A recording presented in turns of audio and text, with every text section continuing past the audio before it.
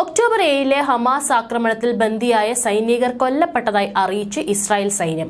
സൈനികന്റെ മൃതദേഹം ഹമാസിന്റെ കൈകളിലാണെന്നും ഗാസയിൽ സൂക്ഷിച്ചിരിക്കുകയാണെന്നും IDF പുറത്തിറക്കിയ പ്രസ്താവനയിൽ പറയുന്നു. 19-കാരനായ സർജന്റ് ഷെയ് ലെവിൻസൺ ഒക്ടോബർ 7 മരിച്ചു. അദ്ദേഹത്തിന്റെ മൃതദേഹം ഹമാസിന്റെ കൈകളിലാണ്. ഇസ്രായേൽ സൈന്യത്തിന്റെ പുറത്തിറക്കിയ പ്രസ്താവനയിൽ ഇങ്ങനെയായിരുന്നു: ലെവിൻസൺ വടക്കൻ ഗ്രാമമായ ഗിവാട്ട് അവനിയയിലാണ് താമസിക്കുന്നതെന്നും ഒരു കോമ്പാക്ട് യൂണിറ്റിൽ സാമിനെ അനുഷ്ഠിച്ചുവെന്നും ഇസ്രായേൽ സൈന്യം പറഞ്ഞു. അതിനിടെ ഗാസയിൽ ഓരോ മണിക്കൂറിലും 2 അമ്മമാർ വീതം കൊല്ലപ്പെടുന്നതായി സ്ത്രീകൾക്കായുള്ള UN ഏജൻസി അറിയിച്ചു. ദ്വിരാഷ്ട്ര പരിഹാരത്തെ നെതന്യാഹു എതിർക്കുന്നില്ലെന്നും അമേരിക്കൻ പ്രസിഡന്റ് ജോ ബൈഡൻ അവകാശപ്പെട്ടു. ഗാസയിൽ ഇസ്രായേൽ മനഃപൂർവ്വം യുദ്ധക്കുറ്റങ്ങൾ നടത്തിയതിന് തെളിവുകളില്ലെന്നും വൈറ്റ് ഹൌസ് അറിയിച്ചു.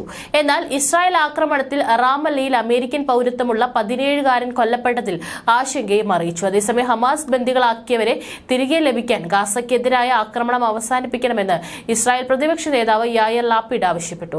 ഹമാസിന് ഉന്മൂലനം ചെയ്യണമെങ്കിൽ ആദ്യം ബന്ദികളെ പുറത്തെത്തിക്കണമെന്നും ലാപിഡ് പറഞ്ഞു. നിങ്ങൾക്ക് ഹമാസിന് ഉന്മൂലനം ചെയ്യണമെങ്കിൽ ആദ്യം ബന്ദികളെ പുറത്തെടുക്കണം. എത്ര വേദനാജനകമായാലും ഏത് കരാറിനും പൂർണ്ണ പിന്തുണയുണ്ടെന്ന് ഞാൻ സെനറ്റിലും പ്രധാനമന്ത്രിയോട് വ്യക്തിപരമായി പറഞ്ഞിട്ടുണ്ട്, ലാപിഡിനെ ഉദ്ധരിച്ച് GLZ റേഡിയോ പറഞ്ഞു. ഹമാസിനെതിരായ യുദ്ധം സർക്കാർ മോശമായാണ് കൈകാര്യം ചെയ്യുന്നതെന്നും പ്രധാനമന്ത്രി ബെഞ്ചമിൻ നെതന്യാഹു രാജിവെക്കണമെന്നും യായർ ലാപിഡ് നേരത്തെ ആവശ്യപ്പെട്ടിരുന്നു.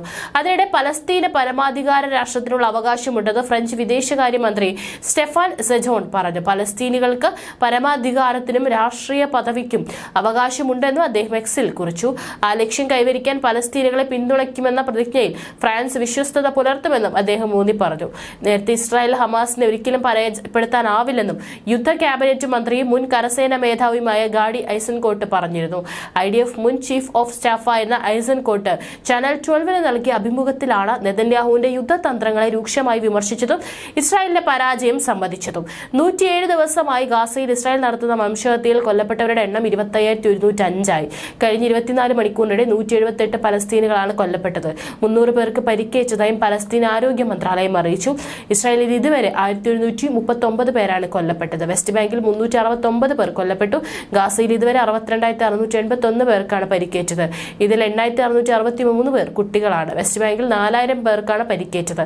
ഗാൻ യൂനിസിന്റെ തെക്കൻ മേഖലയിലാണ് ഇപ്പോൾ രൂക്ഷമായ ഏറ്റുമുട്ടൽ നടക്കുന്നത്.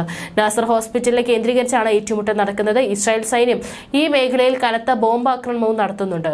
ഉയർന്ന കെട്ടിടങ്ങൾക്ക് മുകളിൽ കയറി നിൽക്കുന്ന ഇസ്രായേലി സൈനികർ തെരുവിൽ കാണുന്നവരെയെല്ലാം വെടിവെച്ച് കൊലപ്പെടുത്തുകയാണെന്ന് റിപ്പോർട്ടുകൾ.